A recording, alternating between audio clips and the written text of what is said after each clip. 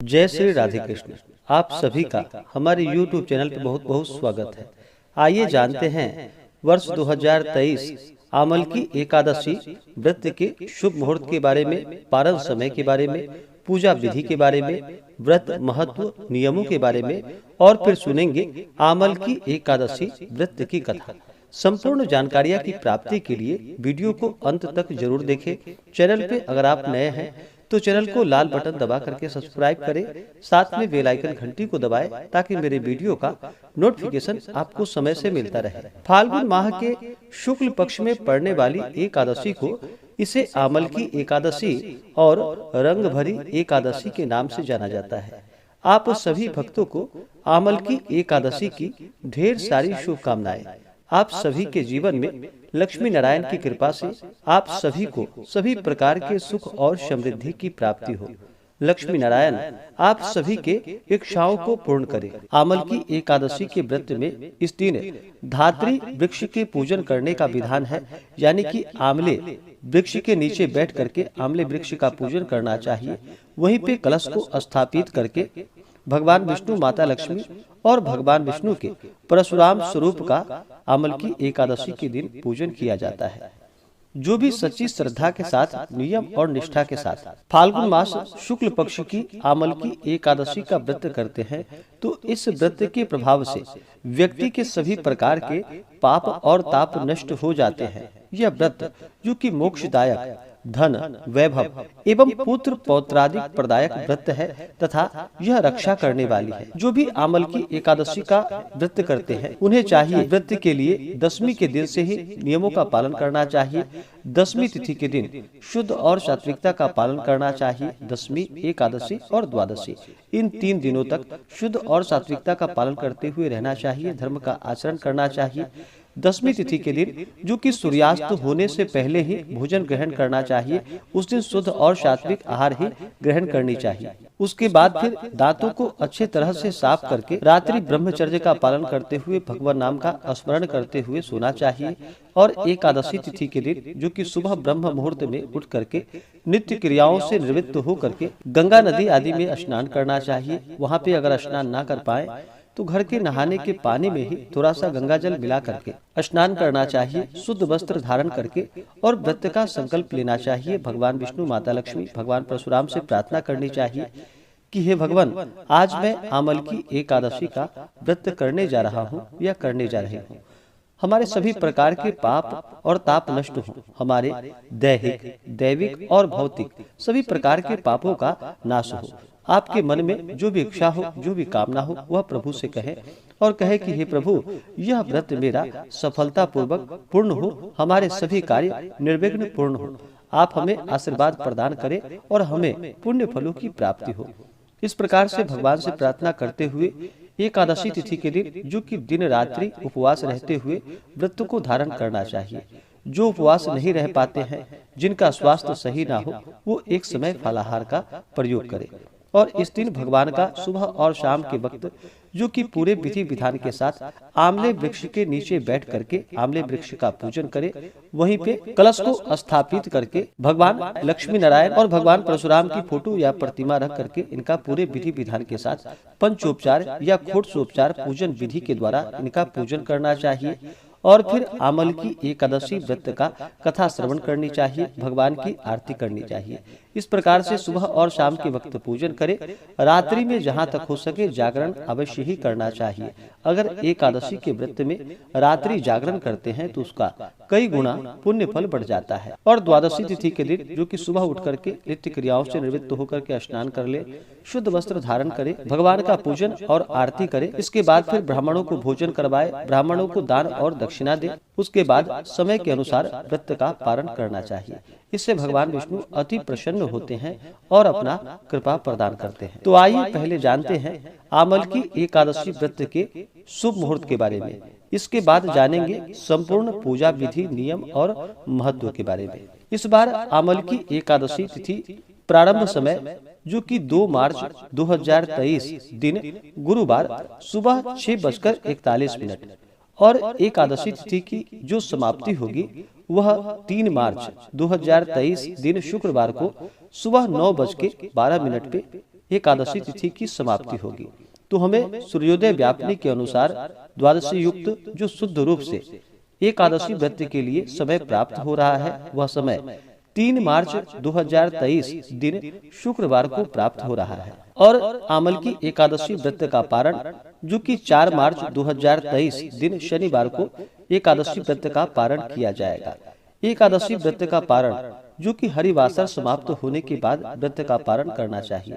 हरिवासर का जो समय होता है वह समय द्वादशी तिथि का पहला चौथाई का हिस्सा, वह समय हरिवासर का होता है। और द्वादशी तिथि की जो समाप्ति है वह 4 मार्च 2023 दिन शनिवार को सुबह 11:44 पे द्वादशी तिथि की समाप्ति है। तो व्रत का जो पारण किया जाएगा वह 4 मार्च दिन शनिवार को सुबह 6:48 से सुबह 9:09 तक व्रत का पारण किया जाएगा। एकादशी तिथि के दिन जो सूर्योदय का समय होगा वह समय 3 मार्च को जो कि सुबह 6:19 और सूर्यास्त शाम 6 बजे। राहु काल का जो समय होगा वह समय सुबह 10:42 से दोपहर 12:10 तक राहु काल का समय होगा। राहु काल समय के दौरान कोई भी शुभ कार्य या नया कार्य नहीं करना चाहिए, यह लाभकारी नहीं होता है, तो इस बात का ध्यान रखें। तो इस दिन आमल की एकादशी व्रत का जो पारण किया जाएगा वह गौदधन्या पारणम यानी गाय के दूध के दही से व्रत का पारण किया जाएगा। यह संभव ना हो पाए तो तुलसी दल, जल या फल से भी व्रत का पारण करें। एकादशी तिथि के दिन योग जो कि सौभाग्य योग शाम 6:43 तक होगा। उसके बाद शोभन योग, इस दिन सर्वार्थ सिद्धि योग भी होगा जो कि सुबह 6:45 से दोपहर 3:43 तक सर्वार्थ सिद्धि योग होगा। नक्षत्र जो कि पुनर्वसु नक्षत्र दोपहर 3:44 तक, उसके बाद पुष्य नक्षत्र। जो भी भक्त एकादशी का व्रत करते हैं उन्हें एकादशी व्रत के दौरान जो कि नियमों का पालन करना चाहिए। एकादशी व्रत करने वाले को किसी के ऊपर क्रोध नहीं करनी चाहिए, अपने मन में किसी के प्रति ईर्षा या द्वेष का भाव नहीं लाना चाहिए, ब्रह्मचर्य का पालन करना चाहिए, शुद्ध और सात्विकता का पालन करना चाहिए। तामसिक वस्तुओं का दशमी, एकादशी और द्वादशी तिथि के दिन प्रयोग बिल्कुल भी नहीं करना चाहिए। मांस, मदिरा, लहसुन, प्याज आदि का प्रयोग नहीं करना चाहिए। एकादशी तिथि के दिन जो कि चावल ग्रहण नहीं करनी चाहिए। एकादशी के दिन चावल ग्रहण करने से कहा जाता है कि रेंगने वाले जीवों के रूप में जन्म लेना पड़ता है। एकादशी के दिन चावल ग्रहण करना यह पाप का भागीदारी माना जाता है, इसलिए एकादशी तिथि के दिन चावल ग्रहण नहीं करनी चाहिए। और इस दिन शुद्ध और सात्विकता का पालन करते हुए अगर घर पे कोई याचक आता है तो याचक को अवश्य ही अपने सामर्थ्य के अनुसार अन्न, वस्त्र जो भी आपसे बन सके अवश्य ही उन्हें प्रदान करनी चाहिए। व्रत के दौरान जो कि ओम नमो भगवते वासुदेवाय आदि मंत्रों का अवश्य ही जप उच्चारण करते रहना चाहिए। इससे भगवान विष्णु अति प्रसन्न होते हैं और अपना कृपा प्रदान करते हैं। एकादशी तिथि के दिन जहाँ तक हो सके इस दिन जो कि चोर, पाखंडी, दुराचारी आदि से बिल्कुल भी बात नहीं करनी चाहिए, जहाँ तक बच के रहना चाहिए। अगर ऐसा हो भी जाए तो भगवान सूर्य देव का दर्शन करे और फिर भगवान विष्णु को धूप और दीप दिखा करके उनसे क्षमा याचना मांगनी चाहिए। एकादशी तिथि के दिन जो कि बाल, दाढ़ी, नाखून आदि भी बिल्कुल भी नहीं काटनी चाहिए, इन सबों से बचना चाहिए। इस दिन जहाँ तक हो सके अवश्य ही दान पुण्यों का कार्य करना चाहिए। एकादशी तिथि के दिन व्रतधारी को जो कि इस दिन गाजर, सलजम, गोभी, पालक आदि का सेवन नहीं करना चाहिए। फलाहार में जो कि केला, आम, अमरूद, बादाम, पिस्ता आदि अमृत फलों का ही सेवन करना चाहिए। और प्रत्येक वस्तु जब भी आप फलाहार या प्रसाद ग्रहण करते हैं तो भगवान विष्णु को भोग लगा करके तुलसी दल छोड़ करके ही उसके बाद उसे प्रसाद के रूप में ग्रहण करना चाहिए। अमल की एकादशी के दिन चाहिए कि इस दिन भगवान विष्णु, भगवान परशुराम, माता लक्ष्मी के पूजन के लिए आमले वृक्ष के चारों तरफ जो कि अच्छे प्रकार से साफ सफाई करके वहाँ पे गोबर से लीप करके गंगा जल का छिड़काव करना चाहिए। और वहाँ पर पूर्व या उत्तर दिशा की ओर मुख करके जो कि आसन लगा करके बैठना चाहिए। और इस दिन जो कि कलश को स्थापित करके आमले वृक्ष के नीचे, कलश के नीचे जो कि सप्त धान्य आदि रख करके उसके ऊपर कलश को स्थापित करनी चाहिए। कलश में जल डाले और उसमें फिर पंच पल्लव या आम का पल्लव रख करके उसके ऊपर से एक पूर्ण पात्र रखे जो कि चावल या जौ से भरा हुआ पूर्ण पात्र हो। उसके ऊपर से एक पानी वाला नारियल भी रखे और फिर इस दिन पूरे विधि विधान के साथ भगवान का पूजन करें। किसी भी प्रकार के शुभ या मांगलिक कार्यों में सबसे पहले भगवान गणेश जी का पूजन किया जाता है। तो पहले भगवान गणेश जी का पूजन कर ले, उसके बाद फिर कलश देवता का पूजन करे। कलश में तीर्थ, वरुण देवता, समुद्रों आदि का आवाहन करे। कलश पूजन संपन्न होने के बाद फिर उसके बाद नवग्रह इंद्रादि 10 दिक्पाल देवताओं का पूजन करें। उसके बाद दिन में पूजन हो तो दिन में सूर्यादि पंचदेवता का और रात्रि में पूजन हो तो गणपत्यादि पंचदेवता का पूजन करना चाहिए। आमल की एकादशी, इसे रंग भरी एकादशी के नाम से भी जाना जाता है। और इस दिन जो कि भगवान शिव का, जो कि श्री विश्वनाथ श्रृंगार दिन इस दिन माना जाता है। और आमल की एकादशी के दिन जो कि भगवान विष्णु के साथ साथ भगवान शिव का भी अवश्य ही पूजन करना चाहिए। तो भगवान शिव का और साथ में शिव परिवार का भी पूजन करे। उसके बाद फिर धात्री वृक्ष का पूजन करना चाहिए, यानी कि आमले वृक्ष का पूजन करें। उसके बाद फिर भगवान विष्णु, माता लक्ष्मी और भगवान परशुराम का पूजन करना चाहिए। इस दिन भगवान विष्णु को जो कि इनका जल से अभिषेक करे, पंचामृत से अभिषेक करे, शुद्ध गंगा जल से अभिषेक करे। उसके बाद फिर भगवान विष्णु को जो कि पीला वस्त्र चढ़ाए और माता लक्ष्मी को लाल वस्त्र अर्पित करे और भगवान परशुराम को पीला या लाल वस्त्र अर्पित करे। उसके बाद फिर भगवान विष्णु भगवान परशुराम को जो कि यज्ञोपवीत अर्पित करे। उसके बाद फिर भगवान विष्णु को जो कि तिल चढ़ाए, तुलसी दल चढ़ाए। भगवान विष्णु को अक्षत नहीं चढ़ाया जाता है, इस बात का ध्यान रखें। अक्षत चढ़ाने पर भगवान विष्णु क्रोधित होते हैं, तो अक्षत के जगह भगवान विष्णु को तिल चढ़ाया जाता है। तो काले तिल या सफेद तिल भगवान विष्णु को अर्पित करे और भगवान परशुराम को जो कि अक्षत अर्पित करे, माता लक्ष्मी को अक्षत अर्पित करे। फिर चंदन, पुष्पों की माला अर्पित करे। भगवान विष्णु को विशेष करके पीला पुष्प चढ़ाए या कमल का पुष्प मिल पाए तो भगवान को अर्पित करे और माता लक्ष्मी को जो कि लाल पुष्प अर्पित करे। उसके बाद फिर पुष्पों की माला चढ़ाए, फिर धूप और दीप दिखाएं। अनेक प्रकार का नैवेद्य अपने श्रद्धा भक्ति भाव के साथ अर्पित करे। ऋतुफल आदि जो भी हो या दूध से बने हुए मिष्ठान आदि हो, भगवान को अर्पित करनी चाहिए। इस दिन भगवान को विष्णु को जो कि आंवला अवश्य ही अर्पित करनी चाहिए और उसे प्रसाद के रूप में भी ग्रहण करना चाहिए। तो आंवला भगवान को अर्पित करें। उसके बाद जल से आचमनी करवाएं, द्रव्य दक्षिणा चढ़ाएं। मुख शुद्धि के लिए पान पत्र, सुपारी, लौंग, इलायची के साथ में अर्पित करें। इसके बाद फिर आमल की एकादशी व्रत का कथा श्रवण करें। इसके बाद भगवान की आरती करें। उसके बाद निराजन करते हुए फिर धात्री वृक्ष की कम से कम 8 परिक्रमा करनी चाहिए और फिर पुष्पांजलि भगवान को अर्पित करे। इसी प्रकार से भगवान का पूजन संपन्न करे। जहाँ तक हो सके इस दिन दिन रात्रि जागरण करते हुए समय को व्यतीत करे और अगले दिन जाकर के फिर समय के अनुसार व्रत का पारण करना चाहिए। ब्राह्मणों को भोजन करवा करके ब्राह्मणों को दान और दक्षिणा दे करके फिर समय के अनुसार व्रत का पारण करना चाहिए। इससे अनंत गुना पुण्य फलों की प्राप्ति होती है और भगवान विष्णु की कृपा से, माता लक्ष्मी, भगवान परशुराम की कृपा से सभी प्रकार के पाप और ताप नष्ट हो जाते हैं तथा पुत्र पौत्रादि सुख समृद्धि की प्राप्ति होती है और अंत में मोक्ष की प्राप्ति होती है। इसी प्रकार से जो भी सच्ची श्रद्धा के साथ, नियम और निष्ठा के साथ आमल की एकादशी का व्रत करते हैं, इससे भगवान विष्णु अपना कृपा प्रदान करते हैं। तो आइए सुनते हैं आमल की एकादशी व्रत की कथा। अगर आप कथा के लिए अन्नदान, वस्त्रदान आदि के लिए ब्राह्मण दक्षिणा देना चाहते हो तो आप अपनी श्रद्धा और सामर्थ्य के अनुसार हमें डिस्क्रिप्शन में जाकर के वहां से गूगल पे, फोन पे या अकाउंट नंबर के माध्यम से आप अपनी श्रद्धा और सामर्थ्य के अनुसार हमें ब्राह्मण दक्षिणा प्रदान कर सकते हैं। तो आइए सुनते हैं आमल की एकादशी व्रत की कथा।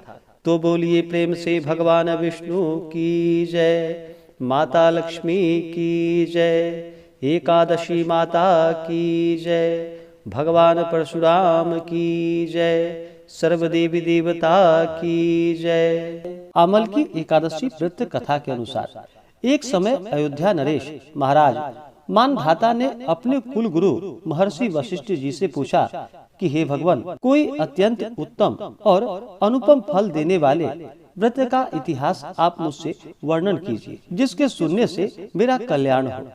महर्षि वशिष्ठ जी ने कहा कि हे राजा, हम आपके सम्मुख आमल की एकादशी के व्रत का महात्म्य वर्णन करते हैं। आप ध्यान पूर्वक सुनिए। प्राचीन काल में एक वैदिक नामक नगर था। वहाँ के राजा चंद्रवंशा वतंस महाराज चित्ररथ थे। वे परम वैष्णव नारायण के अनन्य भक्त थे। उनके राज्य की सारी प्रजा, जो कि प्रत्येक मास की समस्त एकादशियों का व्रत और नियम जो कि विधिवत करती थी, यहाँ तक कि पशु एवं पक्षी भी एकादशी के दिन आहार नहीं करते थे। इस प्रकार महाराज चित्ररथ धर्म और न्याय युक्त राज्य करके अपनी प्रजा की सेवा करते थे। एक समय की बात है कि महाराज चित्ररथ अपनी सारी प्रजा सहित फाल्गुन शुक्ल आमलकी नाम की एकादशी के व्रत का उद्यापन करने के निमित्त ग्राम के बाहर उपवन में एक सरोवर के किनारे कुंभ स्थापित कर छत्र, उपाहन, पंचरत्न, गंध, धूप, दीप और नैवेद्य से धात्री का पूजन करने लगे। कहा कि हे जमदग्ने, हे रेणुका नंदन, हे आमले की छाया में उपविष्ट, हे भुक्ति एवं मुक्तिदाता, आपको कोटि कोटि नमस्कार है। हे ब्रह्मा से उत्पन्न धात्री, हे सर्व पापों को नाश करने वाली धात्री, तुमको नमस्कार है। हे देवी, तुम मेरे अर्घ्य को ग्रहण करो और पापों को नष्ट करो। इस प्रकार राजा अपनी प्रजा सहित जागरण करता रहा। दैव संयोग से एक महा अधम व्याध, जो कि वन में मार्ग भूलवश वहां पर आ गया, दिन भर का प्यासा एवं थका हुआ वहां आ पहुंचा और वह भी आश्चर्यचकित दृष्टि से वहां का प्रत्येक दृश्य देखने लगा। और उस रात वह भी अपनी भूख प्यास भूल भगवान की कथा सुनता रहा। यद्यपि उस व्याध का कार्य पाप कर्म एवं हिंसा ही करना था, तथापि उस दिन उसने प्रेम पूर्वक भगवान की पूजा देखी। दूसरे दिन प्रातः काल व्रत का पारायण कर सभी लोग अपने अपने घर गए। वह व्याध भी प्रसन्नता पूर्वक घर गया। कुछ दिन बाद जब वह व्याध मर गया, तो उस अज्ञात व्रत के पुण्य प्रभाव से उसने जयंती नगरी में राजा विदुरथ के घर पुत्र होकर जन्म लिया और उसका नाम वसुरथ पड़ा। पिता के मरने के बाद वसुरथ ही उस नगरी का स्वामी हुआ और अत्यंत न्याय पूर्वक धर्म संयुक्त राज्य करने लगा। उसके राज्य में समस्त प्रजा अत्यंत सुखी और समृद्धशाली थी। कर्मशील, धनवान तथा निरालस राजा सदैव ही अपनी प्रजा का पालन करता था। एक दिन वह राजा शिकार करने के विचार से अपनी सेना और सेनापतियों के साथ वन में गया। संयोगवश एक मृग का पीछा करते हुए वह अपने सभी साथियों से अलग होकर एक महाभयानक जंगल में फंस गया। भूख और प्यास से व्याकुल हो एक वट वृक्ष के नीचे बैठकर विश्राम करने लगा। सुंदर शीतल और स्वच्छ वायु के झकोरों ने शीघ्र ही उसको निद्रा देवी की गोद में डाल दिया। राजा सभी सुध बुध भूल अचेत हो गया। उसी समय वहां पर बहुत से जंगली डाकुओं का दल वहां पर आ पहुंचा और राजा को सोता देख नाना प्रकार के दुर्वाक्यों को कहता हुआ राजा को मारने के लिए झपटा और एक साथ ही राजा पर अनेक प्रकार के सहस्त्रों अस्त्रों का प्रहार कर दिया। परंतु आश्चर्य का विषय तो यह था कि राजा के शरीर पर किसी भी अस्त्र का घाव नहीं हुआ और न राजा को कुछ मालूम ही हुआ। तब दुष्ट और भी कुपित हुए और हजारों हजार की संख्या में राजा पर टूट पड़े। उसी समय राजा के शरीर से एक अत्यंत तेजोमयी सुंदरी हाथ में कृपाण लिए हुए निकली। उसको देखते ही दुष्टों के हाथ पैर ढीले हो गए और जो जहाँ था वहीं पर खड़ा हो गया। वह सुंदरी पैतरे बदलती भगवती चंडी के समान समस्त दुष्ट मंडली को समाप्त कर अंतर्ध्यान हो गई। दुष्टों के कलोहल एवं आर्तनाद से राजा की निद्रा भंग हुई। उसने जो ही आंख खोलकर देखा त्यों ही उसे चारों ओर लाशों का ढेर दिखाई पड़ा। तब राजा ने कहा कि किसने मेरी रक्षा की है, इन दुष्टों को किसने मारा। उसी समय आकाशवाणी हुई कि भगवान के सिवा कौन किसकी रक्षा करता है। ऐसे आकाशवाणी को सुनकर राजा अत्यंत ही प्रसन्न हुआ और घोड़े पर सवार हो अपने नगर को लौट गया। हे राजन, यह आमलकी नामक एकादशी अपने भक्तों की रक्षा कर उसे वैष्णव लोक का अवश्य अधिकारी बना देती है। इस प्रकार से फाल्गुन मास अमल की एकादशी की कथा पूर्ण हुई। तो बोलिए प्रेम से भगवान विष्णु की जय, माता लक्ष्मी की जय, भगवान परशुराम की जय, एकादशी माता की जय, सर्वदेवी देवता की जय। इसी प्रकार से जो भी भक्त सच्ची श्रद्धा के साथ, नियम और निष्ठा के साथ आमल की एकादशी का व्रत करते हैं, पूजन करते हैं, कथा श्रवण करते हैं, भगवान विष्णु, माता लक्ष्मी, भगवान परशुराम की कृपा से उनके सभी पाप और ताप नष्ट हो जाते हैं तथा सभी प्रकार के सुख और समृद्धि की प्राप्ति होती है और अंत में मोक्ष की प्राप्ति होती है। जो भी एकादशी का व्रत करते हैं उन्हें एकादशी व्रत के दौरान जो कि शुद्ध और सात्विकता का पालन करना चाहिए, ब्रह्मचर्य का पालन करना चाहिए। व्रत के दौरान किसी के ऊपर क्रोध नहीं करनी चाहिए, अपने मन में किसी के प्रति ईर्ष्या या द्वेष का भाव नहीं लाना चाहिए, अपने से बड़ों का सदा ही आदर और सम्मान करना चाहिए, महिलाओं का सम्मान करना चाहिए और शुद्ध सात्विकता का पालन करते हुए पूर्ण अपना मन जो कि भगवत चरण में लगाना चाहिए। इस दिन ओम नमो भगवते वासुदेवाय आदि मंत्रों का जप करना चाहिए। अगर घर पे कोई याचक आते हैं तो याचक को खाली हाथ नहीं लौटानी चाहिए। आपसे जो भी बन सके, आपकी जो भी श्रद्धा और सामर्थ्य हो उसके अनुसार अवश्य ही अन्न, वस्त्र आदि जो भी हो उन्हें प्रदान करना चाहिए। एकादशी के दिन चावल ग्रहण नहीं किया जाता है। कहा जाता है एकादशी के दिन चावल ग्रहण करने से पाप का भागीदारी माना जाता है। तो एकादशी के दिन चावल ग्रहण नहीं करनी चाहिए और पूर्ण भक्ति भाव श्रद्धा के साथ भगवान का पूजन करना चाहिए। व्रत के लिए अगर मन में अश्रद्धा हो, अविश्वास हो तो उस व्रत को नहीं करना चाहिए, वह व्रत निष्फल ही माना जाता है। तो पूर्ण श्रद्धा भक्ति भाव के साथ ही व्रत को धारण करना चाहिए, तभी जाकर के पुण्य फलों की प्राप्ति हो पाती है। तो आशा करता हूँ कि यह जानकारी आपको अच्छा लगा हो। ऐसे ही ज्ञानवर्धक जानकारियाँ प्राप्त करने के लिए हमारे इस चैनल पे अगर आप नए हैं तो चैनल को लाल बटन दबा करके सब्सक्राइब करें, साथ में बेल आइकन घंटी को दबाएं ताकि मेरे वीडियो का नोटिफिकेशन आपको समय से मिलता रहे। वीडियो को लाइक करें, शेयर करें, सुखी रहें और स्वस्थ रहें। जय श्री राधे कृष्ण। धन्यवाद।